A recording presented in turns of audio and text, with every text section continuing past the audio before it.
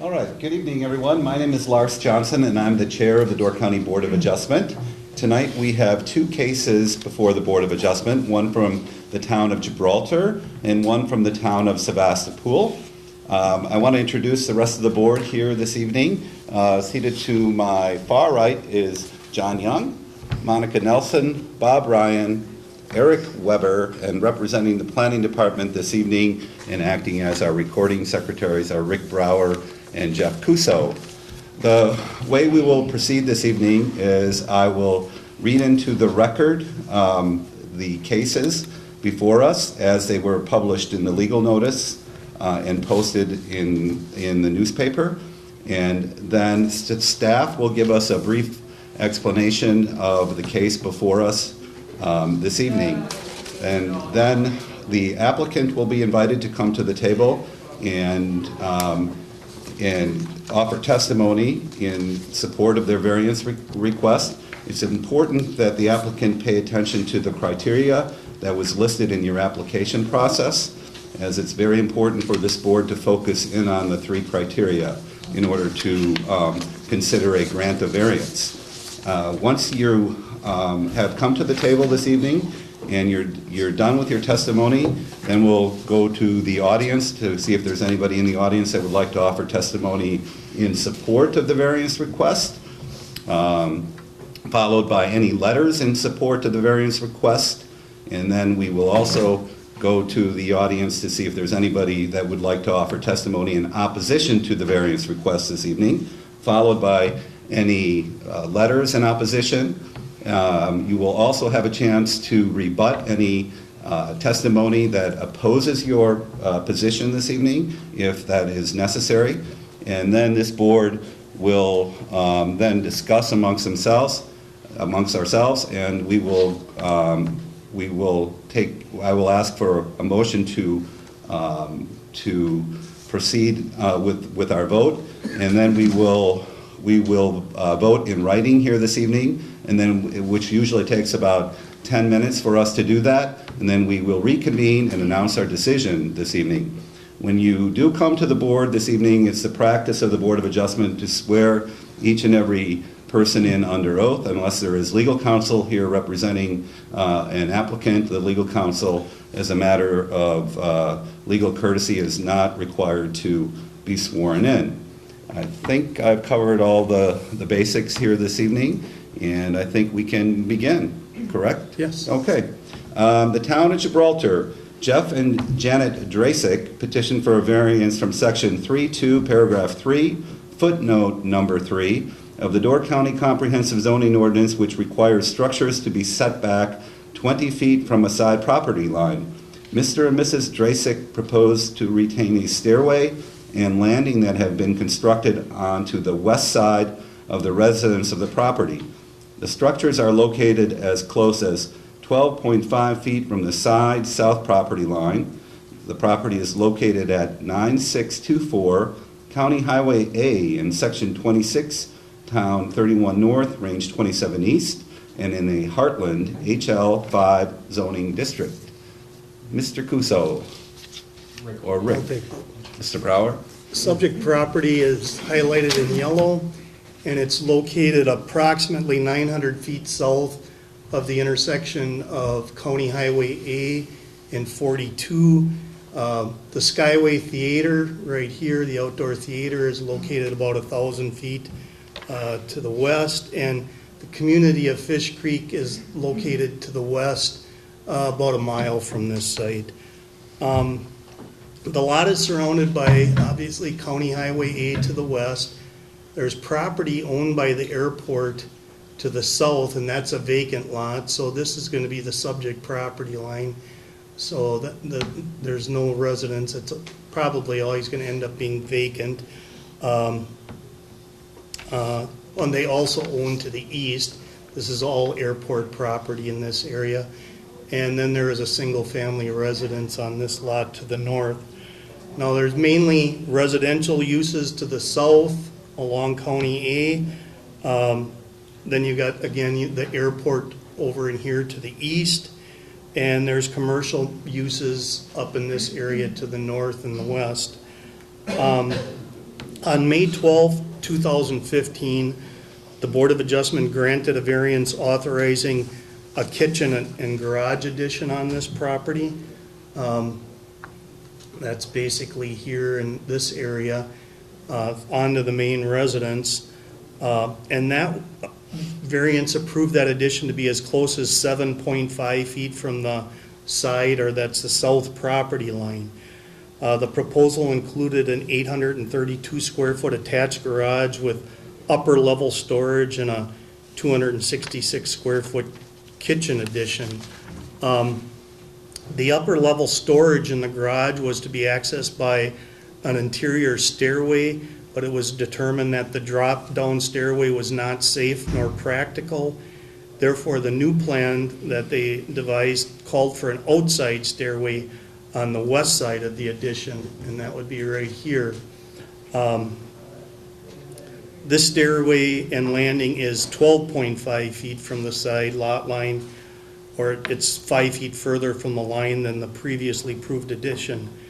Now, the owners constructed the new stairway landing with approval from the town building inspector. At that time, John Dewanch, who was unaware a variance had been granted, but they did get his approval, and I'm sure they'll go into detail about that.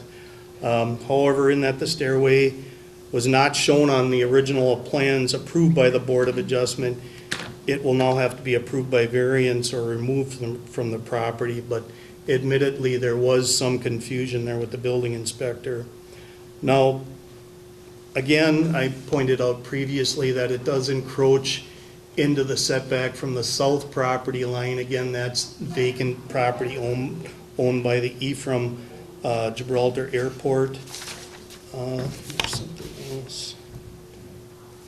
The other thing, well, it does comply with all other setbacks, and it is very well screened from the road. There's some huge line of cedar trees along the road, and I think we do have a picture of the deck in your, well, you've seen that in your packets. So that's what we're talking about today. And you can see it's offset 5 feet from the corner of the addition that was authorized. That's all I have, unless anybody has any questions. I have a couple of questions in regard to, and I know you talked about the building inspector, and I'm sure we're going to hear some of that in testimony. And I realize, I want to make it clear to my fellow board members that we have to look at this like it's not even there as we're proceeding here this evening, and that sometimes is difficult to do. But I'm wondering,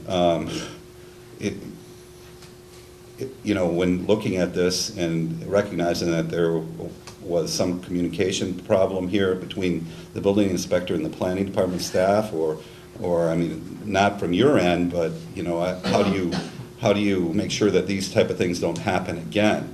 I mean, the communications with the various different building inspectors around the county, or? Well, I certainly am not going to speak on behalf of the building inspector. The normal process is that they won't issue their permits until our permits are issued. Mm-hmm. This was a little different situation. We had issued a permit for the project, not particularly that stairway, though. It was for the addition that was approved by variance, and I mean, and the building inspector did what he did. I mean, he didn't see a problem with it. And it was very clear in the correspondence from the building inspector to us in our packet. So I understand why we're at this point, but I just want to make sure that, going forward. And this is a bit of a unique situation because of the variance, and I guess there was some adjusting that had to be do with the interior. You read the letter like I did. Sure. They added onto a very old log building, so there was some struggles there and trying to comply with building codes. And just to make it clear as we get into testimony, I mean, it's a substantial addition. There's no question about that, from an exterior stairwell and going into, and there's what appears to be a double door at the top of that, and it doesn't show, but I think in our packet it shows a skylight there as well, and so it leads me to believe that although the testimony, our written testimony says that it's going to be used for storage, it leads me to believe that, you know, the potential is there for living quarters. Well, it would be very, it wouldn't probably comply with code. You can see where the floor is here, and it would be very limited. You look at there's not much floor area up there. And it might not be their intent, Yeah. but I'm from property owner. I property understand owner. what you're saying. Okay. Yeah. Okay, but I mean, they wouldn't be allowed to, per zoning code, to have living quarters unless they complied with all the Well, applicable they'd have building to, codes, yeah, correct? correct. They'd have to comply with our requirements and then building code requirements, and I suspect they would have issues with the building code, putting living quarters up there.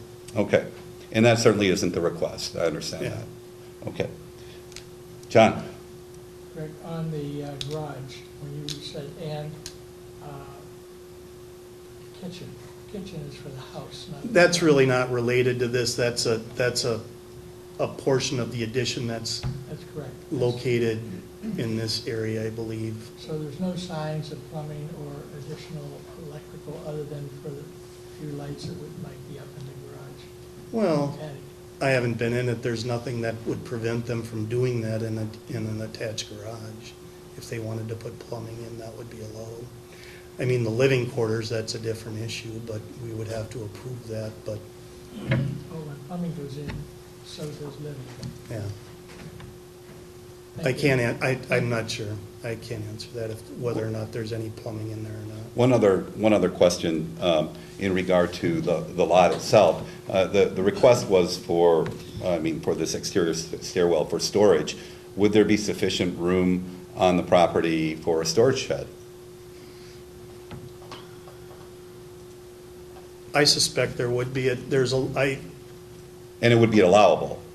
it would be allowable. I mean, there's a bluff that runs through here. Sure. So that kind of limits, and this up here, what can be done, but I suppose in the back somewhere, I don't know if they could be able to build a driveway up over the bluff back there, but as far as setbacks, yeah, there's room to put something on. All right, fair enough. Okay, any other questions for Rick or Jeff? Okay, Mr. and Mrs. Drasek, you want to come Jeff. forward, please? Do you have an extra pen? Just so you're aware, you were talking about storage, there is already Mine's storage out. above the garage that was approved. I know, right. Okay. Yeah, I understand that. I understand. Hello, welcome. Do you want to state your name and address for the record, please? Jeff Drajesk, 9624 County Highway 8, Fish Creek, Wisconsin. Okay, and Janet Bridges, 964. same address, okay. And is that your mailing address? Yes, it is. Okay. Do you swear that the testimony you're about to give is the truth? I do. Yes, okay, thank you. Okay, and as you heard me in my preamble, and you did a very good job in the written statement, it's important for you to pay attention to the three criteria, and I'll let you explain in your own words why you're seeking the variance and with specific attention to the three criteria. Okay? Sure. So, as Rick noted, we had gotten a variance in the past, and we're in the process of adding on the garage and making other changes. So, I was very kind of bothering John at times, John DeLonge, the inspector, to make sure that everything was correct, and looking for his guidance at times on things. So as we got to build the garage, there is the hill, the property slopes away from the house. And so in order to avoid building it way up and having a steep entry to the garage, we dropped the garage down.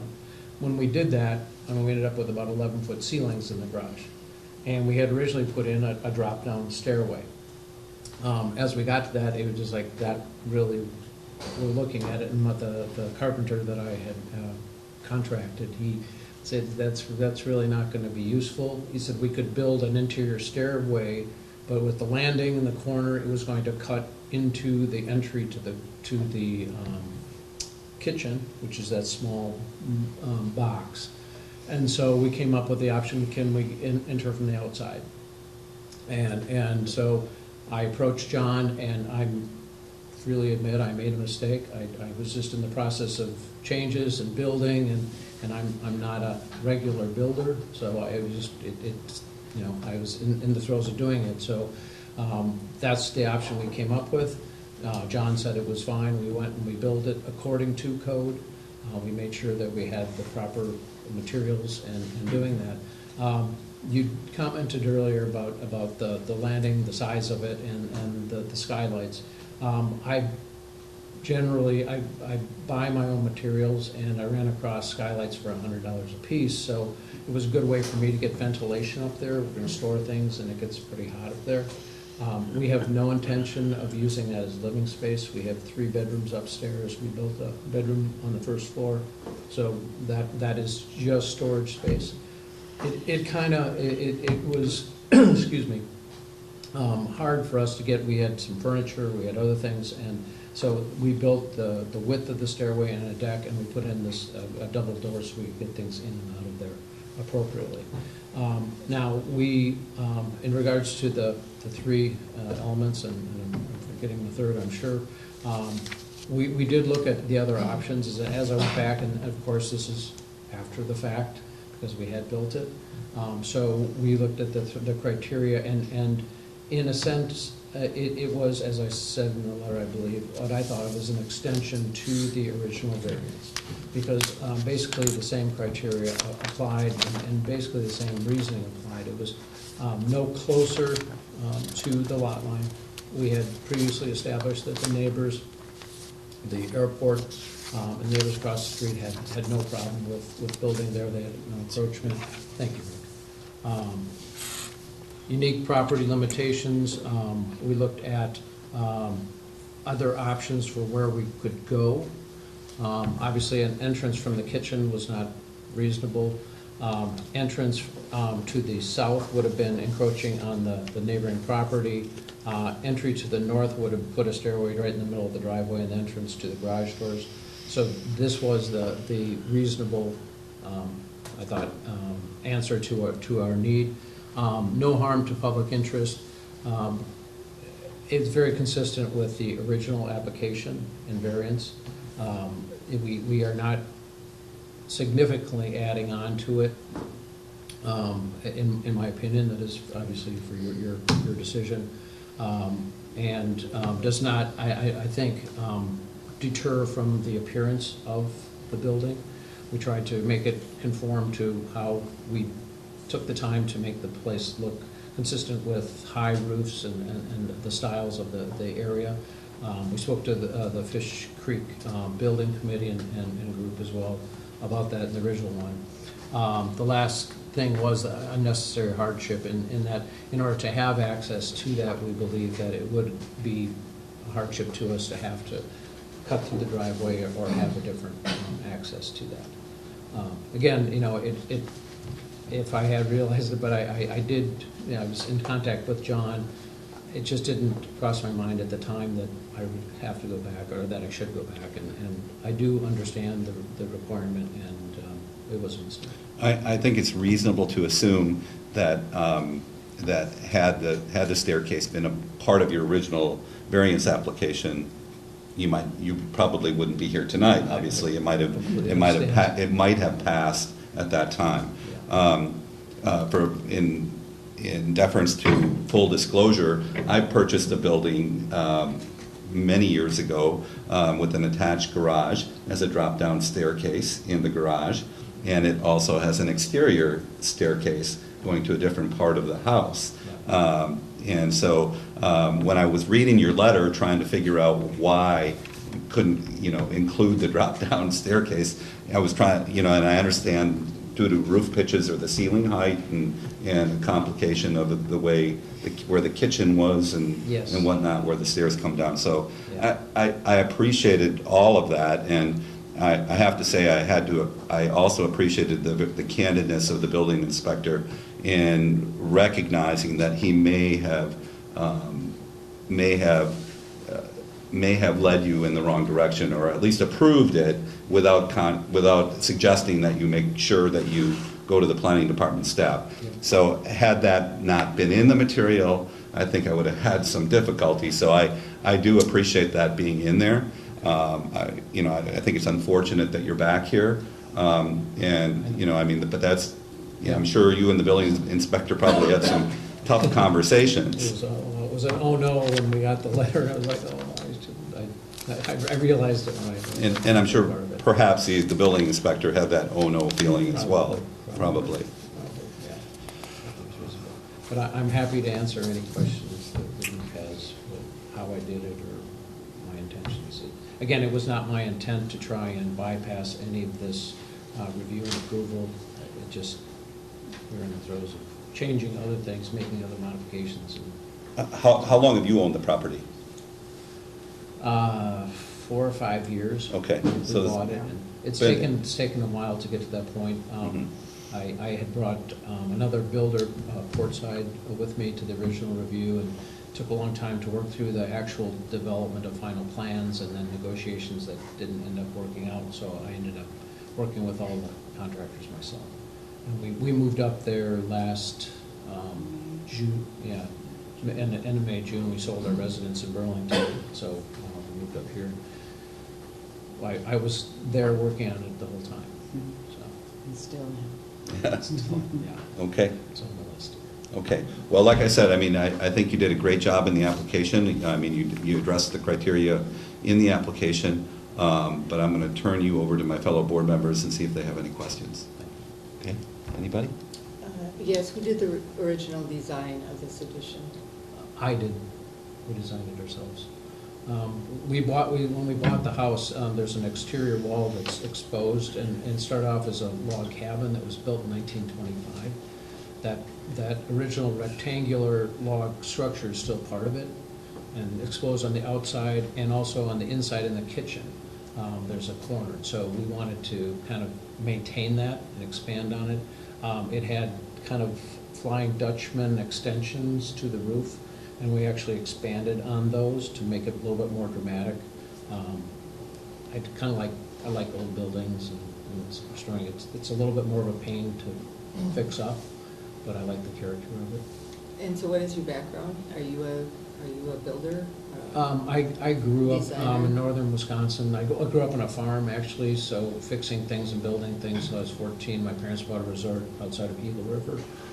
So we had 11 cottages, and I did with my father all the maintenance, plumbing, electrical, and things like that. I worked construction during college, but then I went to college in Madison and ended up getting a bachelor's and master's and working in drug development at Abbott Laboratories for 26 years. So I like working with my hands now. Try and use my head. All right, so then, did you have any professional consultation on this design? In that, when you presented this for the first variance and it was approved, you had no idea that any changes would have to be approved as well? This particular change we ran across as we were building. So I was working with Horton, this is his last name, Portside. Joe And so- Porton. Joe Porton. Yeah, and so he was my contact to go through the plans to say, is this reasonable or not? And the material list, things that we're going to use to build. And I overbuilt it a little bit. I did the minimums that he recommended. But we had that as a drop down in that. And it's not something I really was obviously paying a lot of attention to when I was doing that, because I was looking at the size, I was looking at the storage space. The house itself it sits on a rock. The foundation is about 2 feet on the eastern side, and then goes down to about a 5-foot crawl space under the garage, so we had no basement for storage, so that was the intent of building this area, was just for storage. But again, I on the detail of the stairway, that was something we didn't get to till we were actually just looking at the size and the length of the stairway and the height and things like that. And realized that that wouldn't be practical, is what your letter said? Yes, and we did look at options to try and put it inside, because it would have been, easier than going outside to come back in.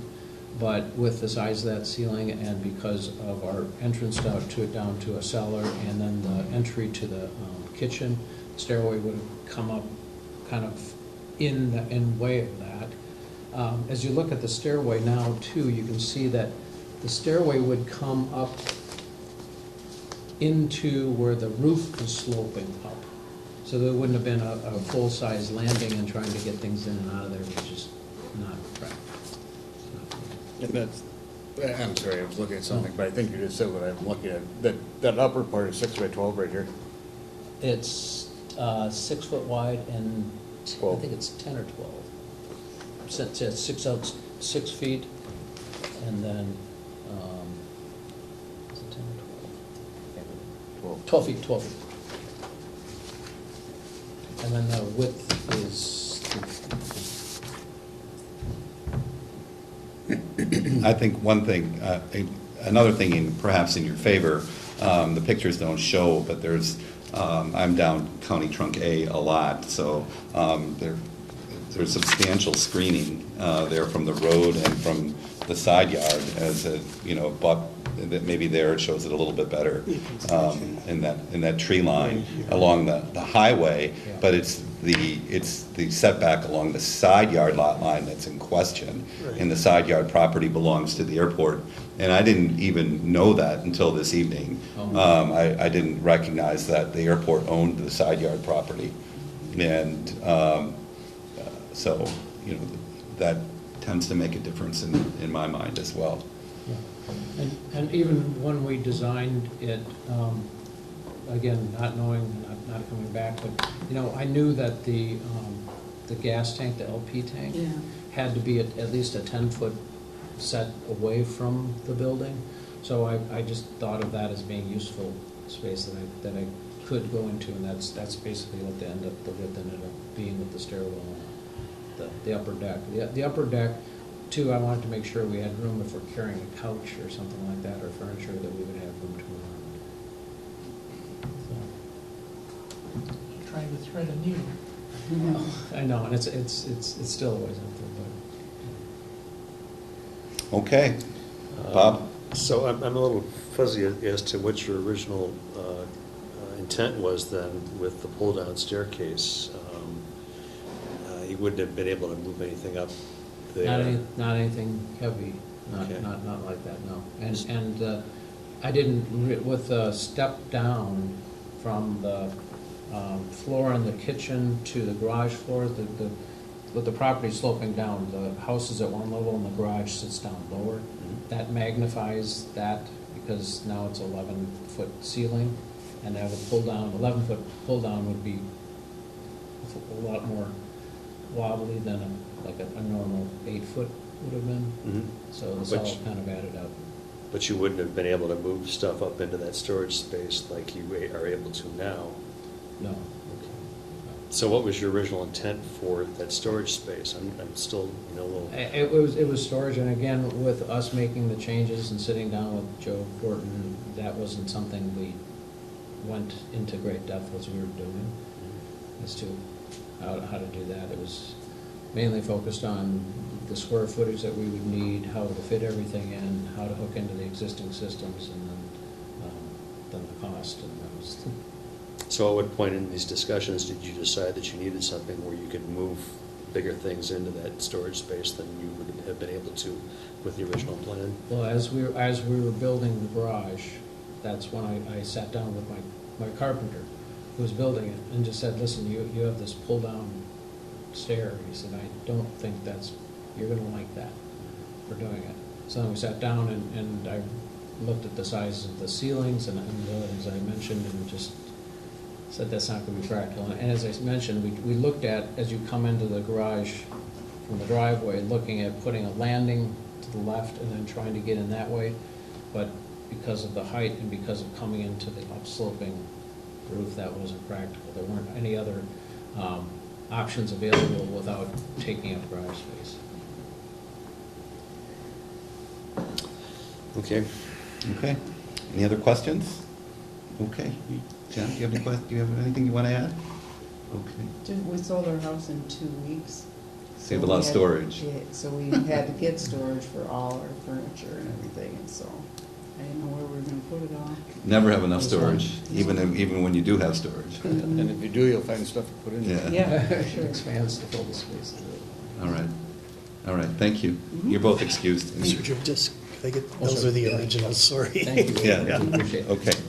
Is there anybody in the audience that would like to offer testimony in support of the variance request?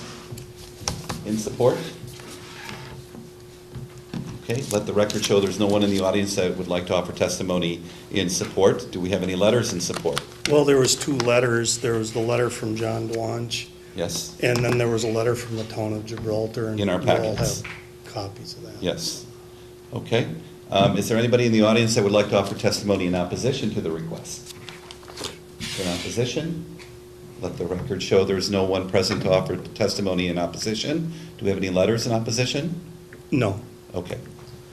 Okay, we've heard all the testimony. Now, at this point, before, can I see do you have a copy of the variance that was granted? That Well, wasn't- yeah, it's a big packet.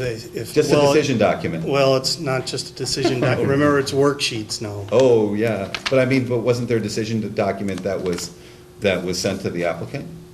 Isn't that how? Well, they get the same thing. They get the same. I mean, oops. It's the decision letter, and then there's 4 pages of worksheet. That's Okay, what it is. I guess it was just a decision letter that I was interested in seeing. Well, the decision letter it's not gonna have any And- reasons, or, and- I mean, I can, Who were the board members present? And it wasn't that long ago. Eric, John, Fred, Bob, and Brian Forrest. Okay. I mean, do you want? Nope, I can I'm pull good. this out if you. I'm good. What was the I vote? think that's the, Unanimous to grant. Okay, that's the one the court side presented to us. Horton was here. yeah, Right. yep. My point for asking for that, before we just go to vote, I just want to say that I have to believe in my heart of hearts, unless somebody that was present that night could tell me differently, but if this was probably included as part of the original request, it may have passed as well. That's my only point. So with that being said, I won't say anything more. We could debate the point back and forth a little bit, but it does, it's not necessarily germane, but it certainly is important, I think, to the whole application process. So at this point, if we can have a motion to get to our worksheets. So move. Is there a motion to grant, John? Yes. Second by Eric. That gets us to our worksheets, and it will take us about 10 minutes to list our reasons, and we will reconvene. The first question deals with unique physical property limitations. In order for a variance to satisfy the unique physical property limitation test, the question, does the property contain unique physical property limitations that would prevent compliance with the ordinance? Eric, do you want to start? Sure. Under question 1, I checked yes. Due to the steep slope and irregularity to the parcel, and the changes to the first floor grade versus the garage slab resulting in a 12-foot garage ceiling, it's not the most ideal circumstance to have a drop-down ladder. The way I understand it, it was said to be legal. Everything was in good faith. They didn't try to do anything against the code. And at the first Board of Adjustment meeting, if it would have been presented to us the way that it sits right now on the ground, in my personal opinion, I think it would have been granted. Okay, thank you. I also said yes. I said the existing residence was constructed on or about 1925, well before the adoption of zoning, and very close to the south property line, which happens to be the Ephraim Gibraltar Airport. Foundation is atop of a large rock, and the presence of significant rock on this property is noted. Bob? I had no. The original variance was granted with a construction plan, and this change is a significant modification of that plan. Okay. Monica? I said no, the original residence, which predates zoning, was built too close to the property line. That doesn't mean that the lot is unique property per se. The lot is basically large enough for a standard residence or complying residence. Okay, thank you. John? I said yes, due to this deep root pitch. Actually, just what Eric said. Okay. Fine. Question number 2 deals with unnecessary hardship.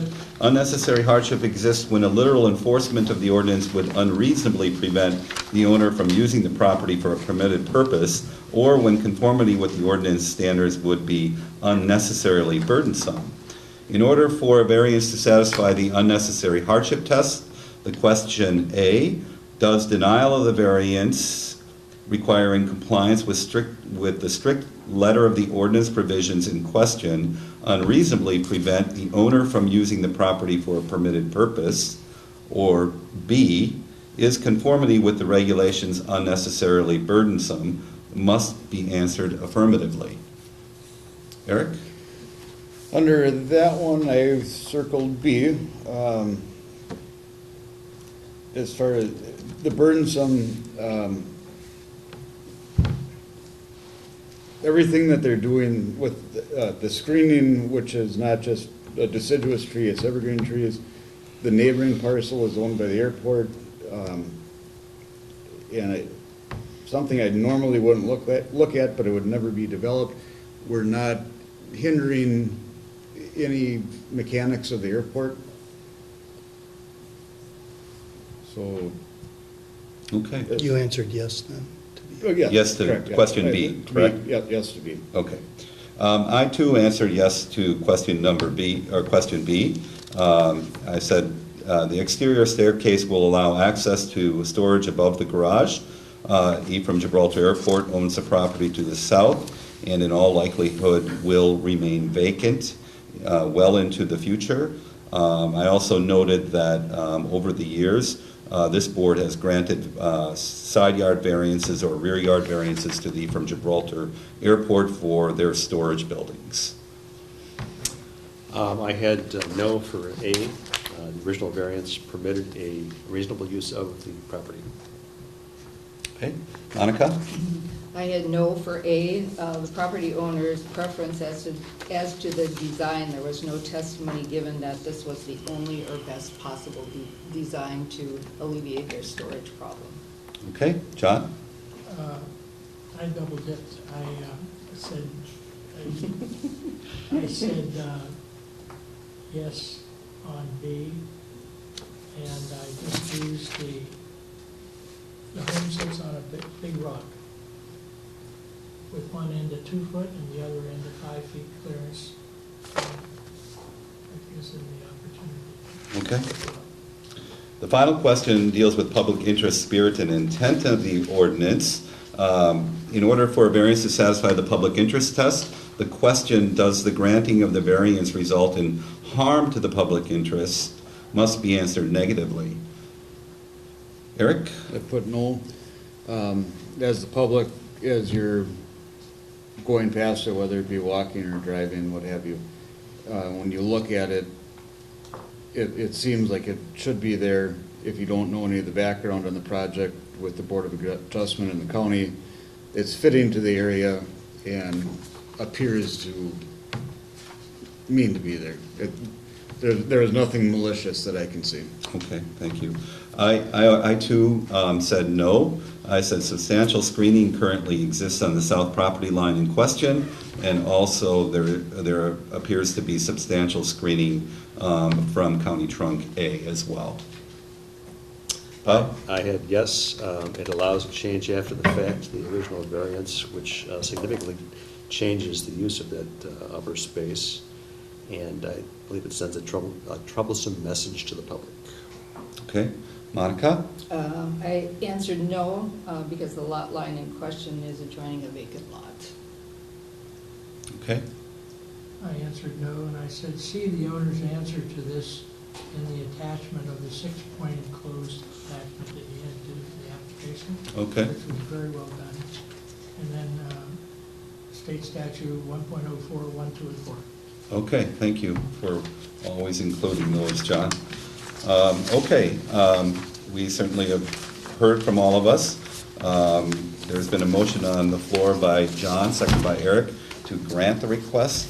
I'll call for the vote. All those in favor signify by saying aye. Aye. Opposed? Nay. Nay. Motion carries 3-2. And they're, well, 1 year. 1 year. After the fact, anyway. Right. Okay? So please stay in touch with the planning department on this time around, and there's never, ever a silly question, or they're there for you, okay?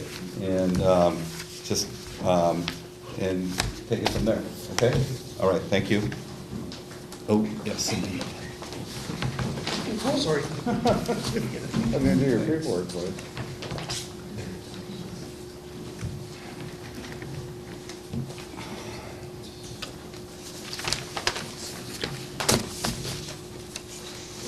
Okay. Just need a minute to get Yep. set up here. I want there too. Yep.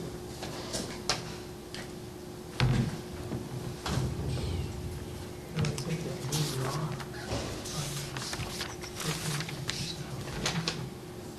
Hmm. I didn't know why. Had to move yours? It's too close to the house. Hmm. Well, that was installed 30 years ago.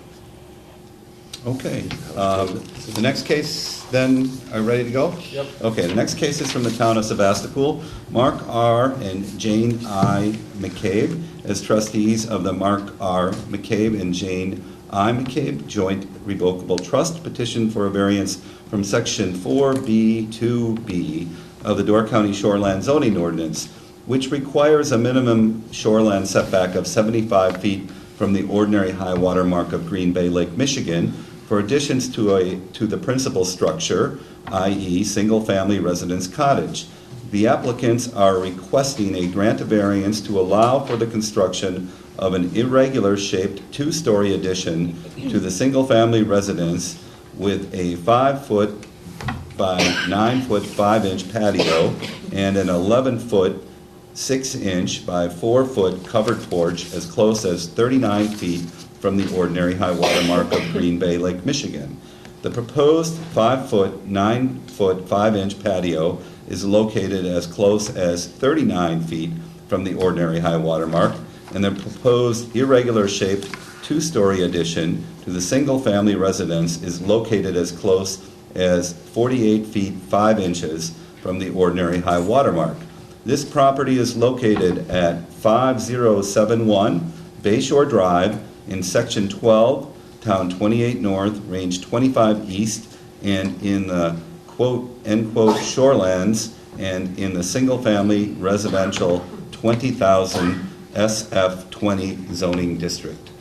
Mr. Kuso this time? Yep. Thank you. Okay, so as some of you may recall, the petitioners here did come before the board and request a variance for a similar project back in October, I want to say, of last year.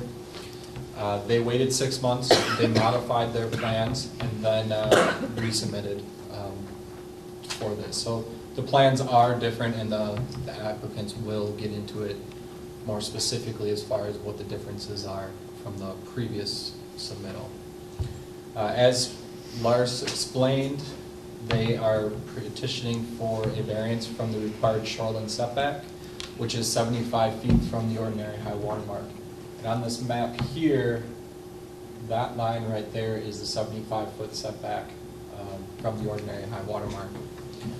They're proposing the patio, which was highlighted orange, but it's right there. That's located as close as 39 feet from the ordinary high water mark. And then the rest of this addition, highlighted yellow, 48 feet 5 inches from the ordinary high water mark. This existing lot is a shallow lot.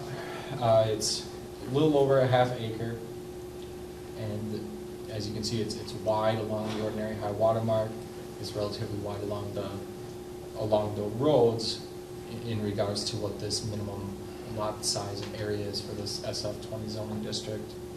The existing property consists of one single-family residence, which is right there, not highlighted at all. That's what is existing on the property. And one accessory storage building. I should have a better picture here. So down here you can see, again, that single-family residence located right there, and then there's a concrete pad located right there.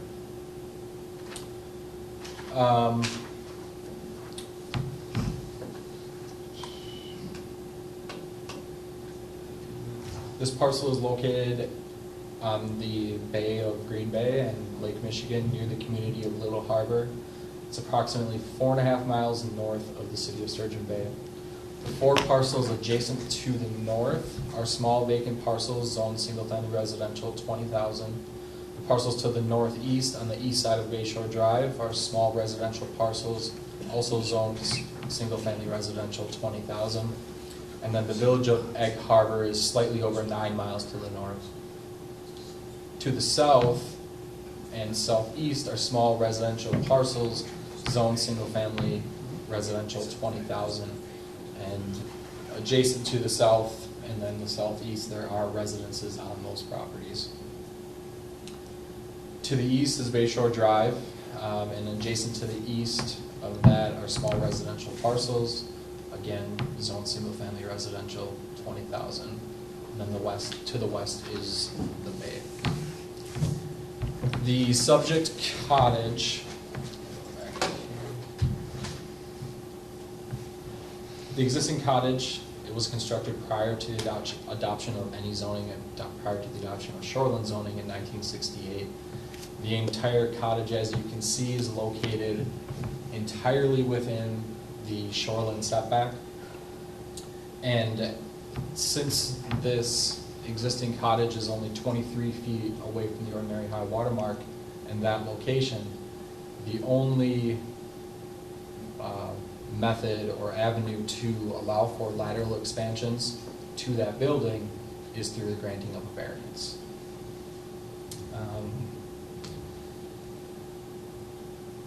And then just one last thing, we don't really need to get too in-depth into it.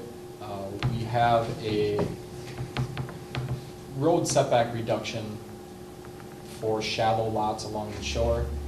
So in this case, the road setback reduction says we can reduce the road setback to provide for a 30-foot deep buildable area, but it cannot be located any closer than 10 feet from the edge of the road right-of-way. So that's, in this location, they're proposing the minimum road setback, but that is not a part of the variance. What we're looking at today is just the proposed additions within the shoreline setback, and we're looking at the shoreline setback. Can you run through that again? The road? Sure. So if shallow lots. Yeah, which is measured how and what is the distance? So with lots where the shoreline setback in conjunction with the road setback. The road right away or the road setback? The road setback. Okay. Provides for a buildable area of less than 30 feet deep. Mm-hmm. Our ordinance allows, without a variance, for the road setback to be reduced to provide for a 30-foot deep buildable area, provided the road setback is not reduced to less than 10 feet from the edge of the road right of way. So in this case, that was used. Here's the buildable area. So is that along any portion of the parcel? Because I'm sure if we went up and down Bayshore Drive, we could find a spot that would happen and it wouldn't happen on the other side. So what? Correct. So what the 30-foot deep buildable area, it mirrors the ordinary high water mark line. Okay. Parallel to the, yep, parallel to the ordinary high water mark. So what is the building envelope here? The building envelope goes starts there, goes down there, cuts over, down that that corner, back, down to there, then just goes up to where that shoreline setback is, and then goes back up around there. Thank you. So it's basically That piece of the addition does comply with. yeah, so this portion of the addition complies with all setback requirements. So what we're just looking at here is the shoreline setback for these portions of the addition. Why was the shed noted? You mentioned the shed that's along the Yes. property line. Just curious as to why that was mentioned in the description. As far as the description, Yeah. just to explain what's on that property existing right now. Nothing's going to affect that with this request. No, and actually the owners are proposing, and this is just a concrete slab here, the owners are proposing to remove that. So that would be a non-conforming structure as it's defined in our shoreline ordinance, being removed from the property. Okay. And then I understand the property to the north is vacant, and then the property to the south has a home on it, then, and in this case, the required setback is 75 feet, so averaging doesn't come into play here at all? Correct. What is the setback for the property to the south? Exactly 75 feet. Exactly 75 Correct, feet. and that's, Is that a deeper lot? it's, yes, it's a little less irregular. Here it's more shallow, but as you can see Shallow. here, they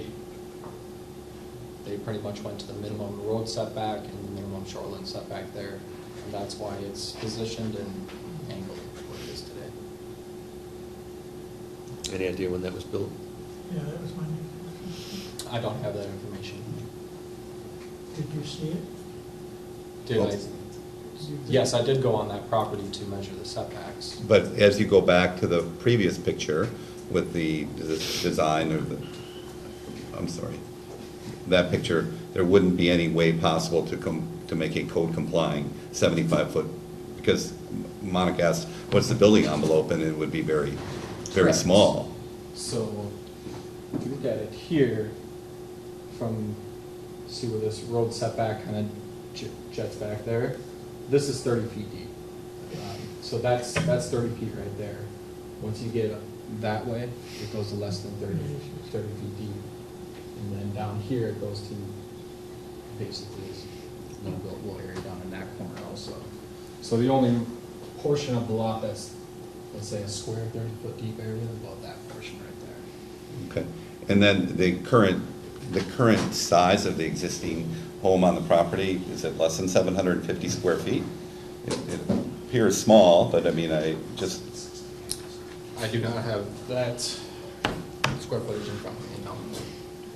Looks like the addition will be bigger than the original house though, right, square footage wise?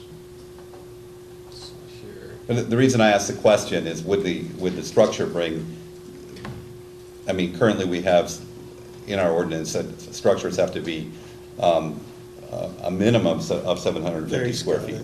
He's got it here. Oh, Existing house, 770. 770. 770, so it's just above the 750. Okay. Okay, so it is a conforming home at this time. okay. A legal non-conforming home. In regards to setback, Setbacks. it's a non-conforming home. Non-conforming. In regards to floor area, it's a conforming home. Conforming home, got it. And so the square footage is actually smaller with the addition. The addition is going to be smaller than the existing house, right? Am I reading those figures correctly? 770 and 733? Or is it 720? In regards to footprint area, the addition is smaller, but there are second-story additions. There's a second-story addition proposed above the existing residence, which isn't a part of this variance that's allowed. Mhm. But then there's, go through the building plans here.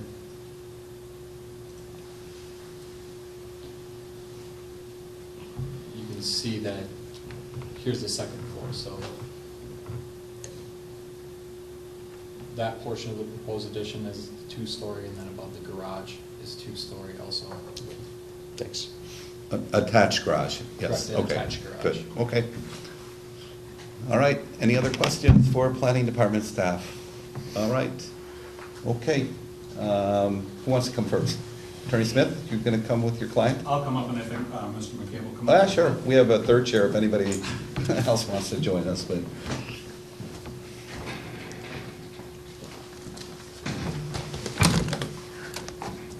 Okay. Welcome, gentlemen. Name and address for the record, please. Mark McCabe, 705 River Oaks, Sheboygan Falls. His mailing address, 5071 Bay Shore Drive, is, what we're talking about, where we wish to be. Okay. Jim, you want to state your name and address, please? Attorney Jim Smith, I represent Mr. and Mrs. McCabe. My address is 454 Kentucky Street, Sturgeon Bay, Wisconsin. Okay, and Mr. McCabe, do you swear the testimony you're about to give is the truth? Yes, sir. Thank you. Okay. Attorney Smith, you want to take us through this, please? I'd like to use the exhibit over here, and I think maybe the best place to put that is right here. unless you want it someplace else. No, What's your thought? Laddie, can you get it from there too? Yeah, I think it's important that Laddie can get it as well. So, works for us. Does it work for you? Everybody? Okay. Can you see, John? Okay. Perfect, okay. And this is the property, the diagram up there is kind of consistent with what's here right now. I just wanted to point out a couple of additional things. The storage building slab was mentioned, which is over here in pink. And, well, let me back up a step here. Mr. McCabe. Could you stand on the other side of it, because you're blocking the entire view? On that I side. can't do that. I'm gonna blind monitor. Your profile's not good? Mr. McCabe came to me last fall after he had been to the Board of Adjustment already and got turned down on his first application. And we had a discussion about what to do next, you know, should we appeal that to the circuit court? Should we come back and try it again? And my recommendation at that time to Mr. McCabe was to kind of try to downsize or compress the project a little bit and then come back to the Board of Adjustment after the 6 months had elapsed. So that's what we did. We worked on it over the winter, and when 6 months had elapsed in early April, we came back with another application, some drawings and stuff like that. And so we're back here again tonight with a different project, essentially the same type of building and addition and so forth, but the numbers have changed. And so that was part of what I wanted to say here. I don't know if I can do Yeah, this that's or not. okay, Jim. So again, the pink area right over here is the slab, and I don't know if the storage building is still there or not, but the McCabe's are going to take that building out, and as part of trying to get a better handle on or reduce the impervious surface, so that's going to come out of there. In addition, in their original plan, they did have back here a two-car garage.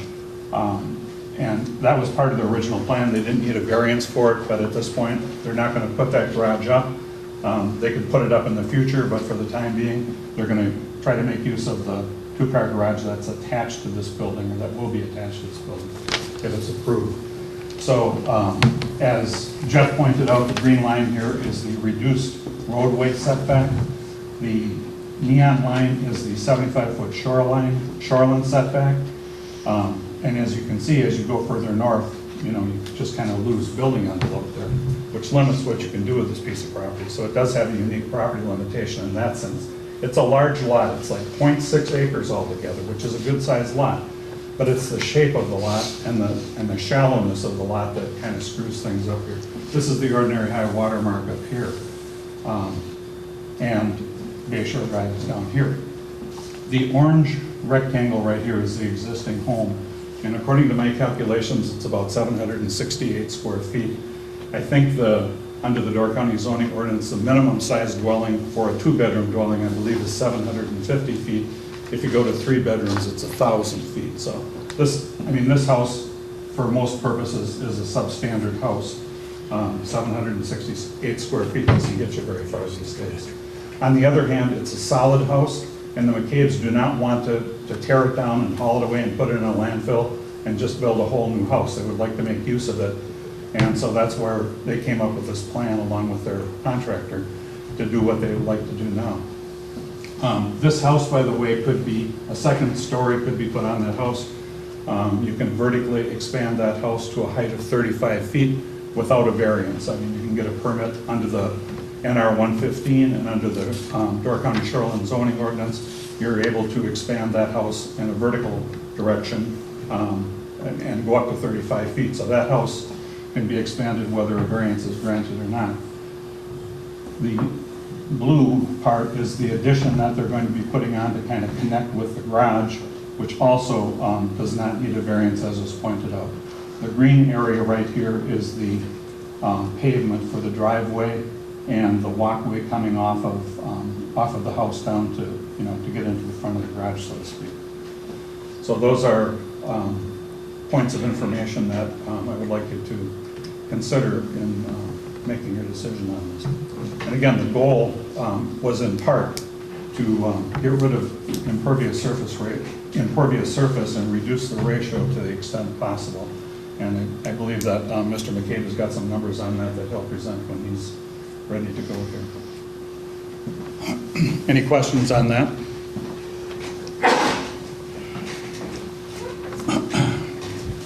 Okay, now I will look at the petition for a variance, for a grant of variance that we submitted.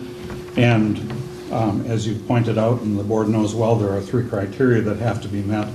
And the first of the criteria is the unique property limitation. I believe there is a unique property limitation in this case just because of the shape and the shallowness of that lot. There just is not enough depth like we run into from time to time in order to build a house. This house was built before zoning came into effect, so it was put very near to the shore. And in order to make a reasonable use of the property at this point, a variance is going to be needed.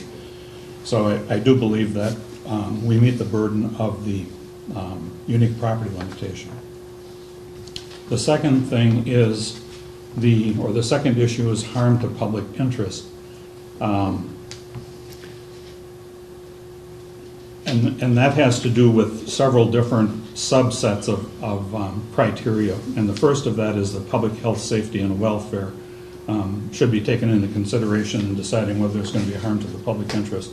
And as I point out in my addendum A, and I've got some notes on here that probably don't appear on yours because I rework these things so many times, but under the public health, safety, and welfare, I indicated that it would have no appreciable effect on public health, safety, or welfare, since the addition to the existing residence is reasonable size, dimensions, and location, and will therefore have no effect on the issues of public health, safety, or welfare.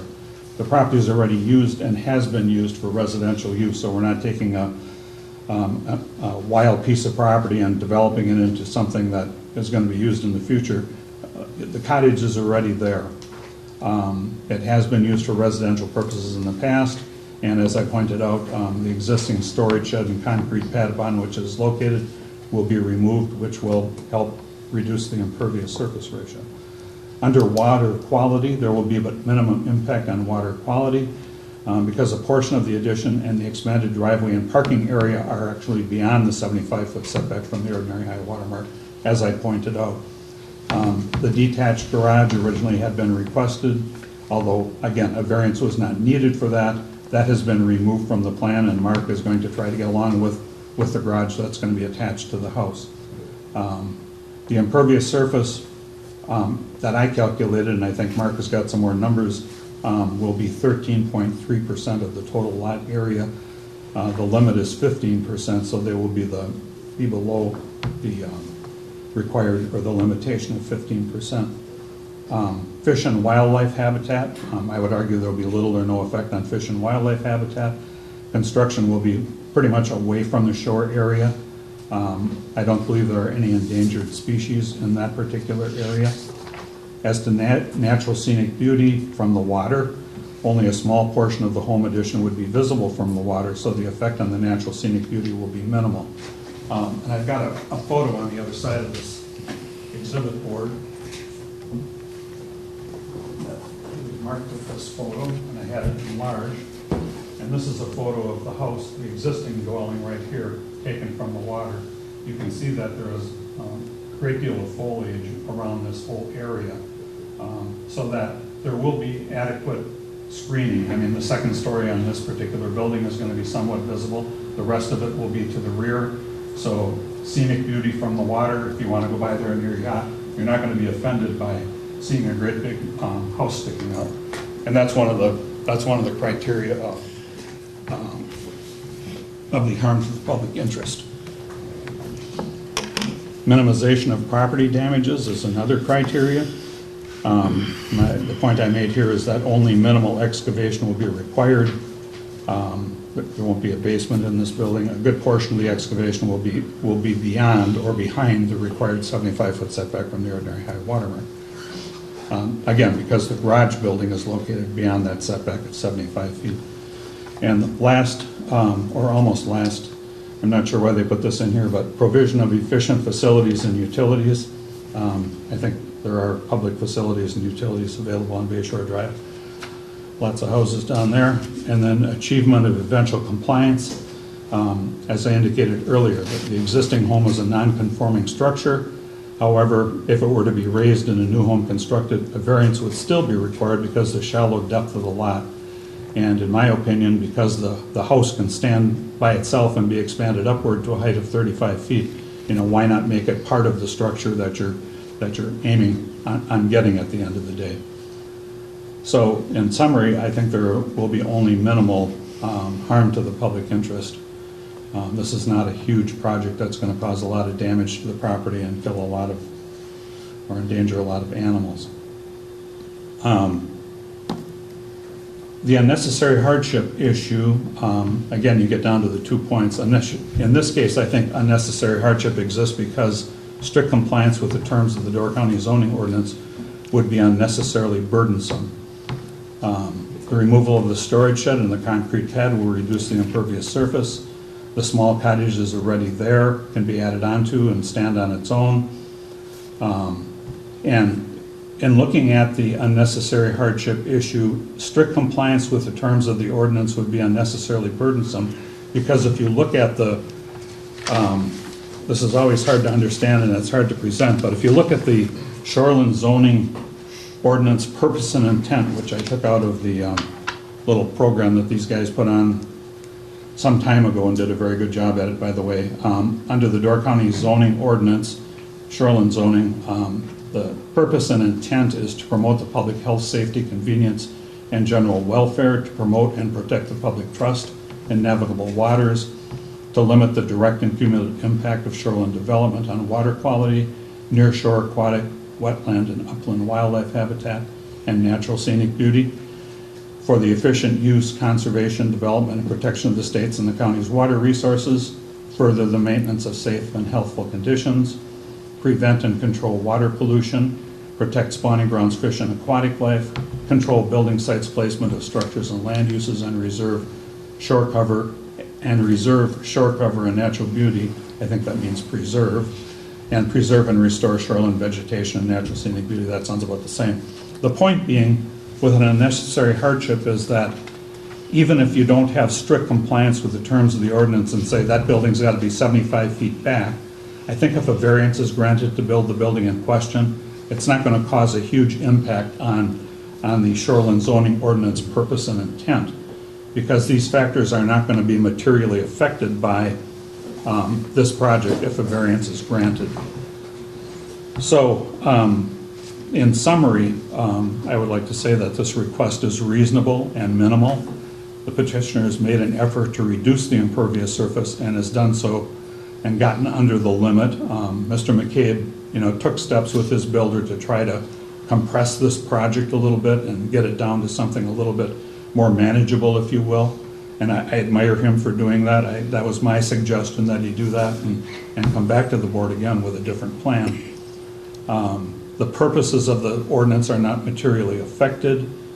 As I pointed out earlier, the ordinance would allow that house to be expanded upward of 35 feet in any event without a variance or anything else. The town board has granted unanimous approval, and all of the neighbors in Mr. McCabe's neighborhood out there support this project. They would like to see this project move forward. I've got some pictures here of the existing dwelling. I can pass those around if you'd like to look at them. And I wanted to point out one more thing on the Supreme Court case. We've got that. I've also got numbers and all pictures up here too. Oh, okay. We can go through let's go through. Perfect. Let's go through the pictures on Better the yet. video screen. Okay. Or I on the- scanned this out, I have some numbers I'll reference. Okay. I can pass these out? Yep. Okay. Thank you. So this is the east side of the residence. This is So the east side road side here. Eric, what's that? This is the east Eric's side. got So this would be right? facing the road then, correct? Okay. That is facing the road, correct. Is there two? Yeah. Would be two different- facing No. To the south, We'll wait until the board.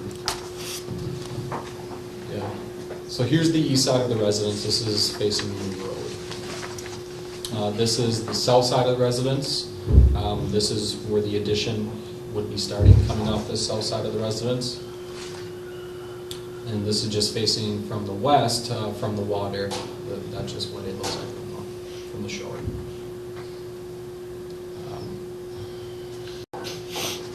And that's, I don't have a picture of the other side since there are trees directly adjacent to that. You can't really get a picture of it. Okay.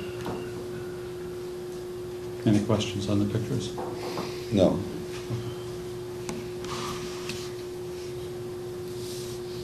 Again, the addition would be up to the left here, coming towards the camera. And then off to the right, correct, towards the road? And it would not, the trees that you're seeing there are not being affected by the addition. And so that's the reason for that picture, is that from a view from the water, you know, I'm gonna be a guy, it seems like, really, they did something? So the only thing gone out of that picture would be the bush by the power entrance, correct? Yeah. And the holding tank is located up by Bayshore Drive, correct? More toward the road? Yes. And located, I think, on this map in red. And Yes. then can you tell me where the well is then too? The well would be, if you went from the slab, if you went 12 feet from the front corner of that slab, Roadside corner? So, Jeff, can you go further, Left? to the left further? Is the well? Oh, there it is. The well is right there. There it is. Okay. Got it. And that well is currently existing? That current well is currently existing? Yes, Okay. And will adequately, yes. okay. And the, excuse me for interrupting, but the holding tank that's in there right now is going to be replaced too, is that correct? Right, and this was engineered though, that Delirious did have somebody engineer what was proper for a septic system for the lot, and they had set up a holding tank at that location is what, and Paul is here if there's any questions in that area. They had it set up for the lot or for the bedrooms within the existing well? It is set for the bedrooms that are going to be in the new dwelling is what the holding tank is set for. So there's 3 bedrooms in the existing, there's 3 bedrooms in the new, and so the holding tank is set for that. Size for 6 bedroom? No, it's 3. It's going to be, the downstairs, right now there's 3 bedrooms literally in there. There won't be, only be 1 bedroom Okay. in the downstairs in the future. So no, it's going to be a 3 bedroom. Again, like we discussed last time, it's pretty minimal size for the master bedroom. That's So a just- total of 3 bedrooms when all is said and done? Yes. Yeah. Okay. And I know Attorney Smith talked about the small, well, he talked about the larger addition coming back, and then there's a small little addition, and that, I assume that's based on it's a proposed little deck or walkway? Okay. That's it, right? Yeah. Right in there. What, the first time that I came here, I had a full patio there.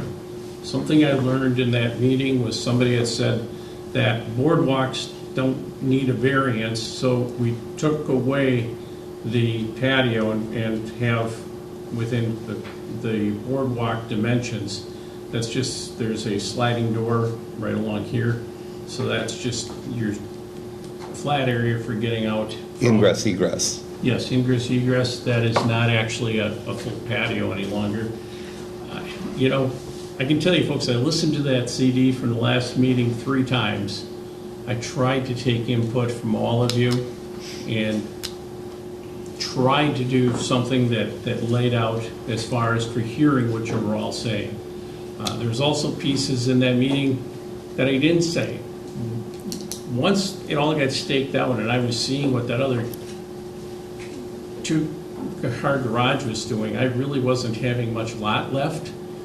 You know, and so at this point, my goal is to try to not ever have anything extra. I'm hoping that this takes care of me is what my goal is, other than, you know, someday maybe a little storage shed or something like that, but I'm trying not to have where I need that other two-car garage is my goal.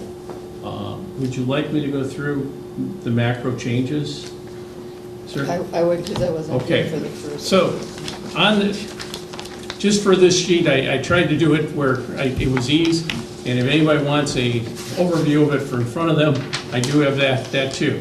So item number 1 is there is, as far as for that pad, that is 11 by 26, and that is 36 feet from the high water point. Real easy high water point because it's straight down there. So 11 by 26 or 36? 11 by 36, I'm sorry. This is correct in here. The 11 by 36 area as far as for that. So that's first thing being removed. Second, Out of curiosity, what's it there for now? that the original home that was built prior to 1946 actually was located in that area. Uh-huh. And that is remaining as far as from the home from pre-1946. Okay, thank you. The Ostrand family, owned, the property historically through the years. Number 2, there is a stoop as far as right here. So again, that would be close to the water. And so that stoop is being removed. That's 5 foot 5 inches by 4 foot 6 is the dimensions of that stoop that is being removed. The third one I mentioned, I did have previously a full patio here, so that was getting into the variance area. Now we just did the egress area, is that the proper term? I think so. Okay. Ingress and egress. Yeah. Yeah, thank you, as far as for it. Fourth, Jim really pushed Paul hard to try to come up with designs to bring the driveway size down because, again, for impervious area to minimize as far as what we had for impervious areas. So we, are reducing as far as for the driveway size is the fourth item. Fifth, there was a second building here. The first time we met with you, that is gone as far as for it. Sixth is that the garage, we strive to get that in that non-variance area. There is probably 2 feet by 2 feet right there that just tweaks in that we just couldn't get done. So we tried our best as far as for it. Next, from a aesthetics area, and the full house plans that was in your packet. If you went back and you want to see the prior one, it was 2 stories for the connector to get to the storage area of the garage is what we had. And so this area, find the button there, along here, this was all 2 stories. Now that has been brought down to single-story area so as to, again, minimize the view, the aesthetics of it, bring down the square footage of the project as far as for what we were doing to, again, trying to listen to different parties that had different input as far as for last meeting. The net result of all of those is the first time I came before you, we were at 20% impervious area as compared to 10.8% current. We are now looking at moving from 10.8% to 13.3%. So I tried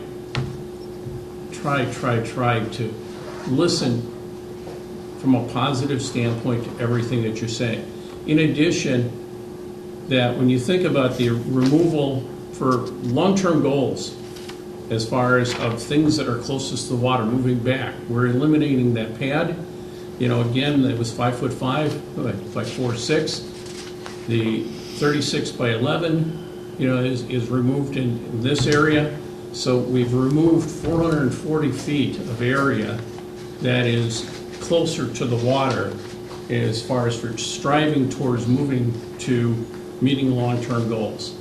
One last note, when you do get the letters, letter of approval, one of them is from the Survey family, just for ease, is that they own the vacant lot that is here and here.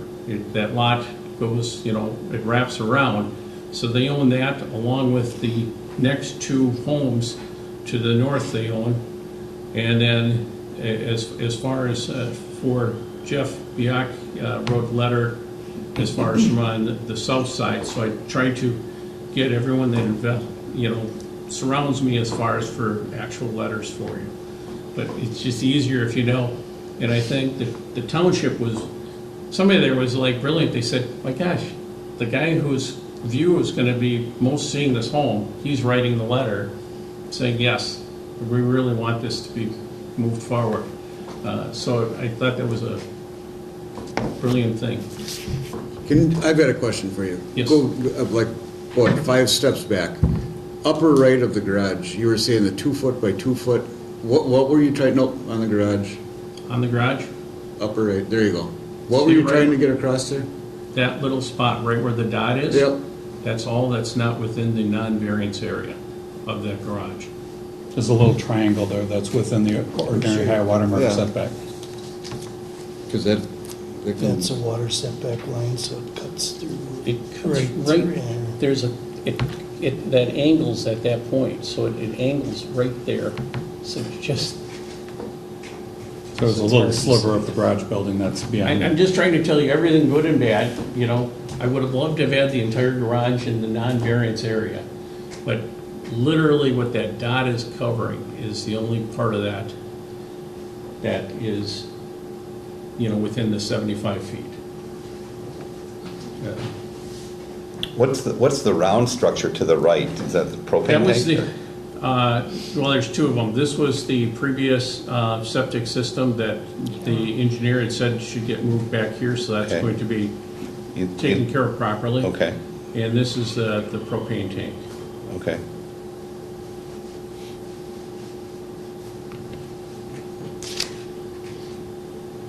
I want to get a better look at that. Jeff, why don't we have info from the last hearing on this?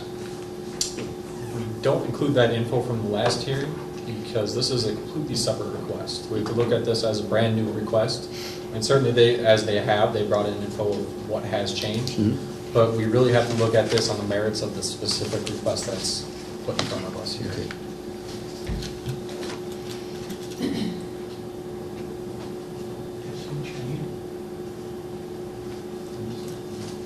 I can see it compressed. That was probably clear on that other site plan, wasn't there? The first, yeah, you can see it better there. Yeah, that helps. Yeah, that does help. It's like a little sliver, a little Yeah. triangle.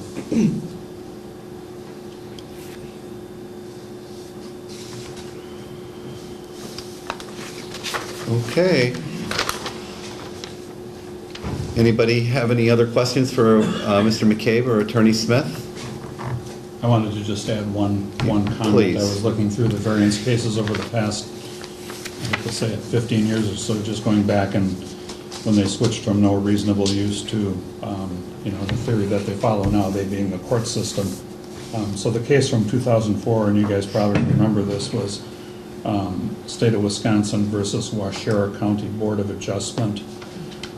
There's just a paragraph in here that I think is important, where the Supreme Court of the state of Wisconsin said, we conclude that in evaluating whether to grant an area variance, which is what we're doing here, to a zoning ordinance, a Board of Adjustment should focus on the purpose of the zoning law at issue in determining whether an unnecessary hardship exists for the property owner seeking such variance. We further conclude that the facts of the case should be analyzed in light of that purpose, and that the boards of adjustment must be afforded flexibility so that they may appropriately exercise their discretion. And you remember, Lars, when they had like no reasonable use of the property? What do you mean? You can go have a picnic on that property. Indeed, Remember that argument? indeed. This makes a lot more sense. Okay. Questions? Anything else? I have nothing further. Mr. McCabe? Mark? Good. Okay. Thank you. You're both excused, and you may come back here if you need to give additional testimony. Thank you. Okay? All right. Is there anyone in the audience that would like to offer testimony in support of the variance request? Yes. First? Linda? Hi, nice to see you. Hello. Good evening. Name and address for the record, please. My name is Linda Waite, 5075 Bluff Court, Sturgeon Bay, Wisconsin. And do you swear the testimony you're about to give is the truth? I do. Thank you. All right. I'm also a member of the Sevastopol Plan Commission and the Sevastopol Town Board, and participated in each of those meetings when Mr. McCabe, along with Mr. Delers and Attorney Smith, presented the petition. And they were all very transparent in their proposal and request, and the Town Board and the Plan Commission certainly appreciates that. We also appreciated the fact that the architectural drawings and the site plans were very clear. We could understand what the proposal was taking into account. Attorney Smith also explained to us the unique physical limitations on this property. As you can see, it is a very narrow lot. And we also appreciated the fact that the owner was going to use the existing small cottage rather, with that foundation, rather than doing more excavation. And we can see with the cottage is only 770 square feet or thereabouts. Mr. McCabe explained that he and his wife desired to be permanent residents of the town of Sevastopol, so we would certainly want him to have adequate living space to in a year-round residence. Also, there is minimal vegetation removal. You saw the photos. Very few trees. I'm very familiar with this area. I live just above it and walk that area all the time. So where the proposed additions are going, there's very few trees there. Most of the trees are to the south and to the north. We were also impressed with the reduction in the impervious surface. So like he had said, the original plan, the impervious surface now with this second plan is just barely over 13%. And again, the desire to become permanent residents of our wonderful town of Sevastopol, the town board and the plan commission both supported the request. Are you lobbying for another constituent then? Two. Do you recall, were you a part of the first request also? Do you recall? Yes. And do you recall how the Sevastopol Town Board and the Plan Commission, did they approve the first request as well? Yes, I was not on the town board at that time, but I was on the plan commission, and the plan commission unanimously recommended that the town board support the petition for the grant of variance. Again, using the existing resident coming towards the road instead of further encroaching upon the high water mark. So we took that into account as well. Okay. I believe it was unanimous on the plan. You supported it the first time? And the town board. I mean, the first time it was Yes. supported as well as the second time? Yes, the plan commission supported it, the town board supported it, and I believe sent their recommendation form. And I won't go through the recommendation No, of form course that not. the town submitted this go-around, but as you can see, year-round residents. The addition is not any closer to the shore than the existing small cottage. The proposed architectural drawings would certainly be in keeping with that neighborhood. If you've driven the area, it's a very nice, quiet neighborhood. And also, we were impressed that the neighbors did not have any objection to the expansion or the addition. And removing the concrete pad, again, reducing impervious surface. So I think that was pretty much it. Okay. And I think the main thing that the addition is not going to be any closer to the water than the existing cottage. And you asked about the property to the south. I believe Mr. Biel constructed, it's probably about 10 years old. Okay. And then also the properties to the north, the 3 vacant parcels, those are actually part of the parcels across the street. Correct, Mr. Cuso? Correct. They may be a part of the same tax parcel number. Right. Per our zoning ordinance, we would still Oh, view they those could be. as 2 separate They lots. could be, okay. Yeah, they do have the same, Yeah. one separate. The same tax parcel number, so they're under that same tax parcel number, but they could be used as two separate lots since they're divided by a road. Okay, all right, thank you, Linda. Thank you. Okay, thank you. Is there anybody else in the audience that would like to offer testimony and support? Yes, hello? Speak to that issue. Yes. Hello, name and Hi there. address for the record. Hello, everyone. My name is Jim Nellen. I live at 4501 Lori Lane, and I'm a newly elected member of the town board of Sevastopol. Thank you. And I was on the plan commission when this came up the first time. And do you swear that the testimony you're about to give is the truth? I do. Thank you. Okay. Okay, Jim. I'm not going to, I would reiterate everything that Linda had to say. I'm not going to repeat it. It's duplicative.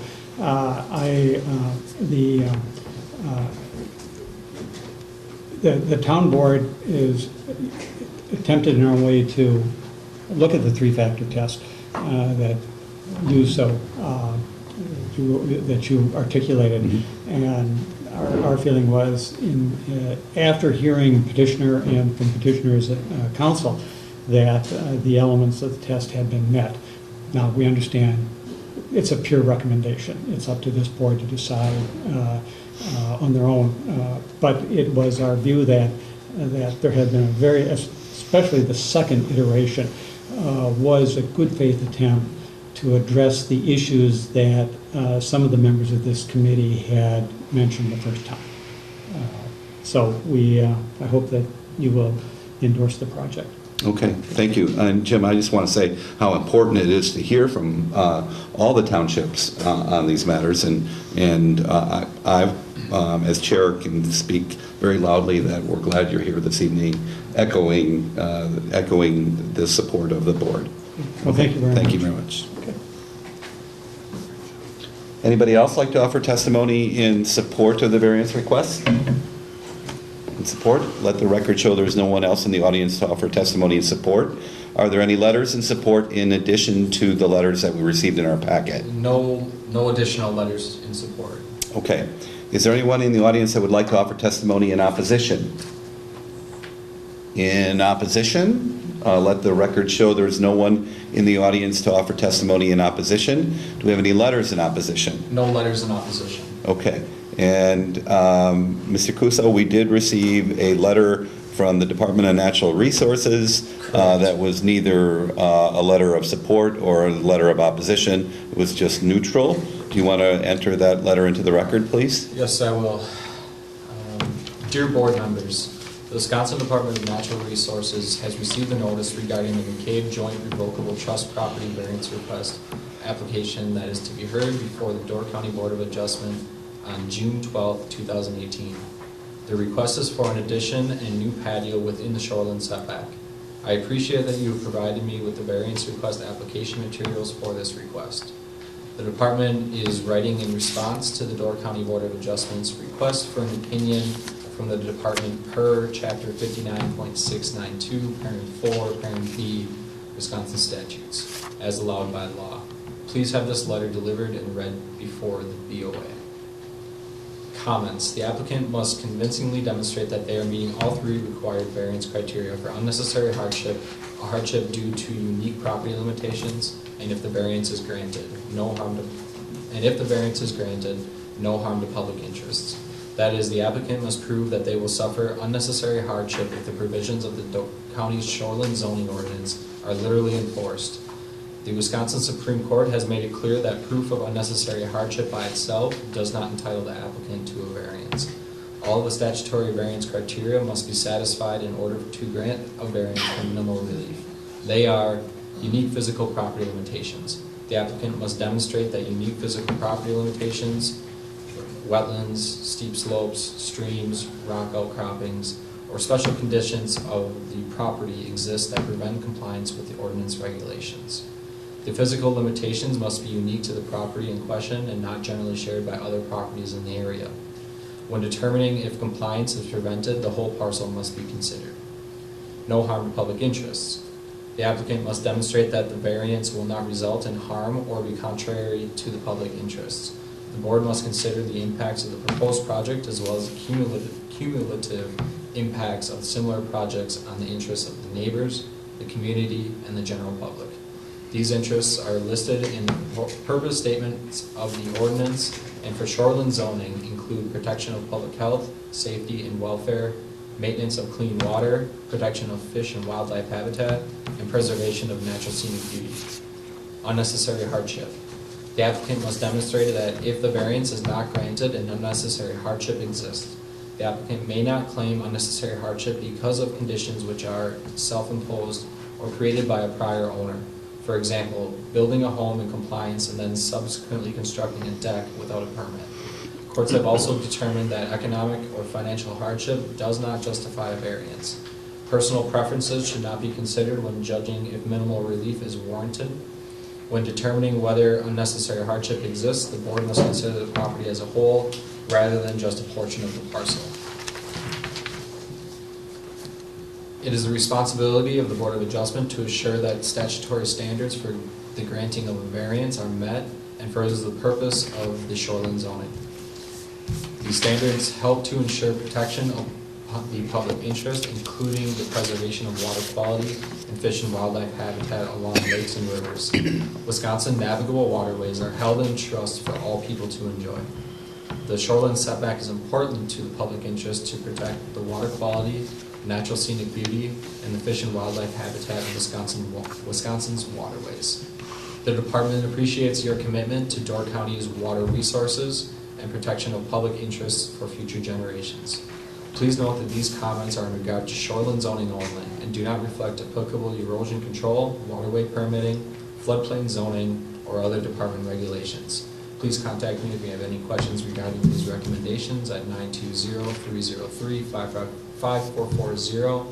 Sincerely, Dale Rezabeck, Shoreline Specialist. Thank you very much, Mr. Cuso, and I too want to say for the record that it's important for this board to hear from the Department of Natural Resources. I wish that in the future that we could hear from them more often on shoreline and wetland cases. Okay, we've heard from all parties. Then, Attorney Smith, since there was a letter from the Department of Natural Resources, would you like to make any comment in regard to their letter? No. Okay, No, all right, thank you. fair enough. Thank you very much. I've got a new one. Everybody okay? New one. Yeah, everybody okay? Yep, okay. First question deals with unique physical property limitations. In order for a variance to satisfy the unique physical property limitation test, the question, does the property contain unique physical property limitations that would prevent compliance with the ordinance, must be answered affirmatively. Eric, you're in the hot seat. You can go first. All right, short and sweet, I checked yes for number one, and due to the parcel shape and the features around it as an afterthought. Okay, I too checked yes. I said the property is an irregular shaped lot that would only allow an extremely shallow building envelope, and this is a minimal and reasonable request. I had yes as well for similar reasons. Okay, Monica? I also said yes, and I think my reasons comply with yours. Okay, Ditto. John? Okay, thank you. Number two, unnecessary hardship. Unnecessary hardship exists when a literal enforcement of the ordinance would unreasonably prevent the owner from using the property for a permitted purpose, or when conformity with the ordinance standards would be unnecessarily burdensome.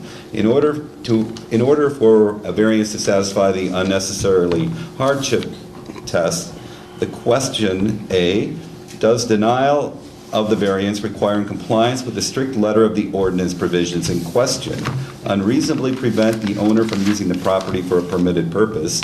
Or B, is conformity with the regulations unnecessarily burdensome, must be answered affirmatively.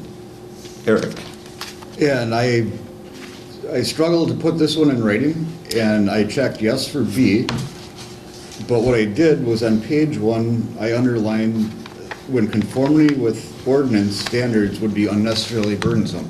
I think that puts it in a nutshell in this case. It's a very unique case. I've never seen one like it, but I think that says it the best, and I don't need to reiterate or to come up with different verbiage on it. Okay. I too checked yes to B. I said it is not possible to construct an addition to this small structure without this reasonable request. I had yes for B as well. parcel shape is such that permitted building envelope prevents a reasonably practical addition. Okay, Monica? I marked yes on A, but used Bob's reasons. Okay, fair enough. I went with D, yes, and said that is why the owner is using the existing footprint to stay within the zone. Okay, thank you. The final question deals with public interest, spirit, and intent of the ordinance. In order for a variance to satisfy the public interest test, the question, does the granting of a variance result in harm to the public interest, must be answered negatively. Eric? It does not affect the public interest. There is very adequate screening from the bay with the vegetation. Little impact with impervious surface affecting any neighboring lots, and the septic is suitable for the proposed structure. Okay. I also checked no. I said the existing cottage will be utilized with minimum additions, not any closer to the ordinary high water mark. Adequate vegetation exists, and storage shed and slab will be removed. I don't think it's necessary for us to make a condition to that because the applicant indicated that's the intent here, and that's also part of my reason. So I think that is fair.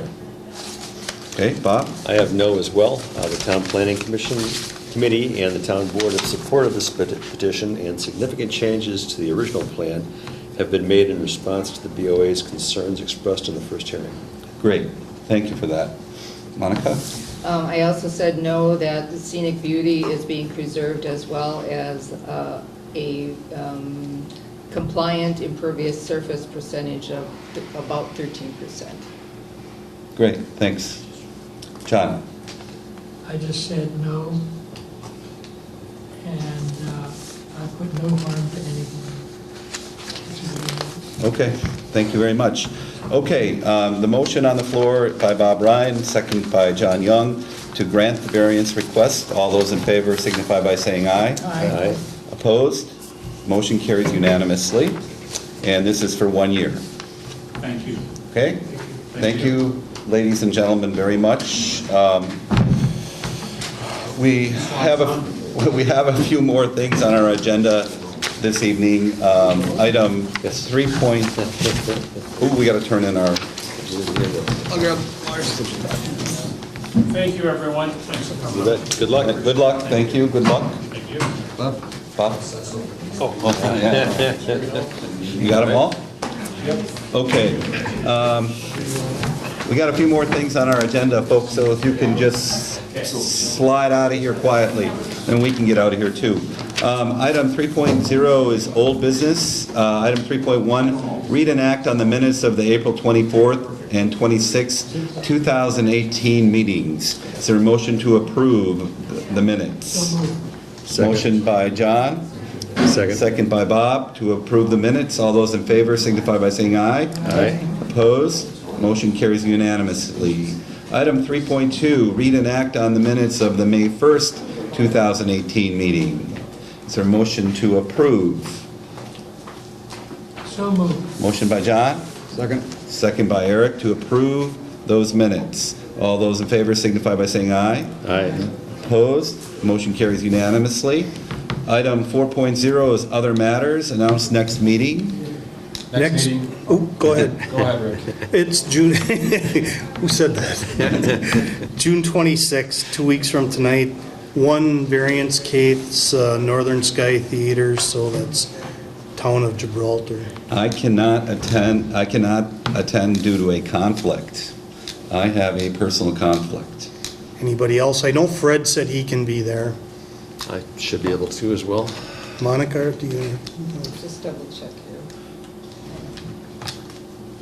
No, it looks good. Okay, good. Okay. Good. So you have a 5-member board? You're good? Should have. Even, okay? Yep. Great. Okay, item 5.0 is vouchers. Okay. 2 hours, 2 hours. $75, I believe. Okay, thank you. How much? 75. And then, item 6.0 is adjournment. Is there a motion to adjourn? So, Motion by Eric, second by John to adjourn. All those in favor signify by saying aye. Aye. Opposed? Motion carries unanimously. Thank you very much, ladies and gentlemen.